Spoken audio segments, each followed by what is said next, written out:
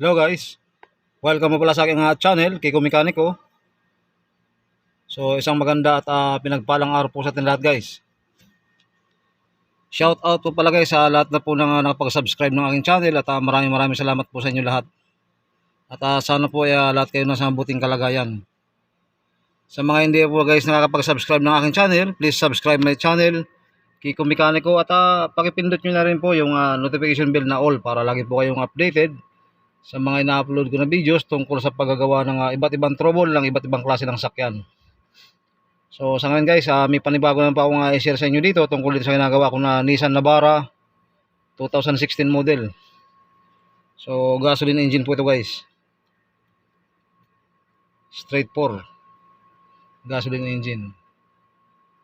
So ang issue po nito guys ay hard starting, at pagka umandar na yung makina rin o yung sakyan ay patay-patay. So ito po yung pinaka-issue nito. So susubukan ko lang pong paandarin. Yan. Kung mapansin nyo guys, redondo. Ayaw umandar. Yan. Sobrang hard starting. 2 times, 3 times bago umandar. So tapos namamatay pa yan. Patay-patay. So kung mapansin nyo, umaandar tong makina o itong sakyan pero wala siyang check engine. Yan. So 2016 na Nissan Navara po ito guys. So medyo modelo pa guys. Medyo modelo pa na Nissan Navara.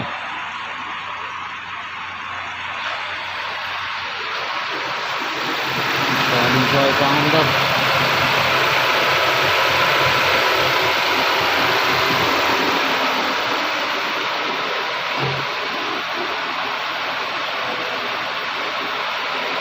Nissan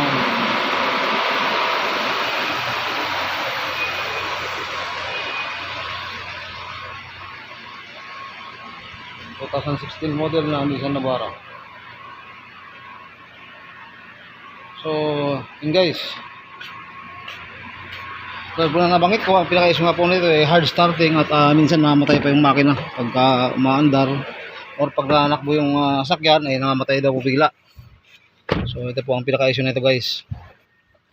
So pagka ang isang sakyan po guys hard starting or namamatay sa daan, so marami pong posibleng dahilan kung bakit hard starting ang isang sakyan o isang makina.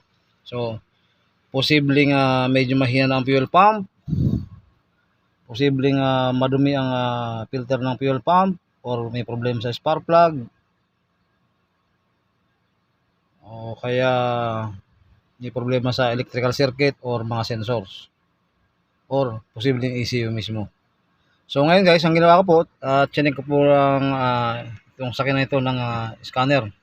So gamit itong Autel MS906BT 2021 model na scanner. So may labas po guys na trouble code P0340 P0340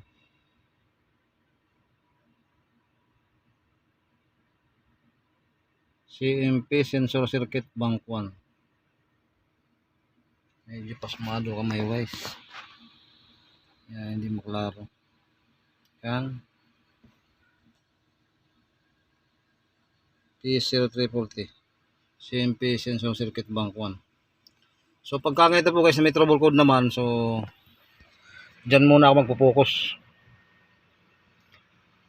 Check ko yung harness niyan kung walang loose connection sa socket ng camshaft sensor, or kung walang low resistance or high resistance sa harness ng cam sensor. O check ko din yung connector sa ECU, yung groundings. So pagka may problema kasi guys sa electrical circuit, so pwede rin maging cause ng ano yan, kung bakit mayroon trouble code na P0340. So pwede rin papundi na ang sensor. Yan, yun po yung ano guys, mga posibleng dahilan kung bakit may trouble code na P0340, kung papundi na ang sensor ng cam sensor. So sa ngayon guys, ang gagawin ko nito check ko muna yung circuit ng cam sensor. So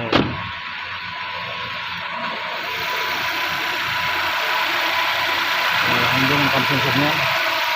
Papakita ka lang sa inyo yung location ng cam sensor.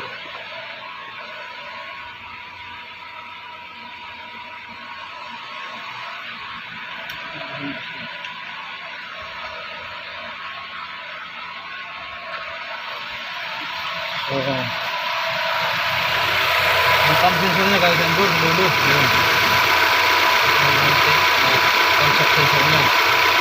So, titigin ko yung connector niyan. Kung walang loose connection, yung harness, kung walang low or high resistance sa harness, i-check ko yung sensor kung okay pa. So, pagka medyo hindi pa maganda yun guys, ang sensor, kailangan palitan na. So, i-check ko muna yung harness at connector para mag-loose lang. Ayan, medyo modelo pa ito. 2016 model na Nissan Navara.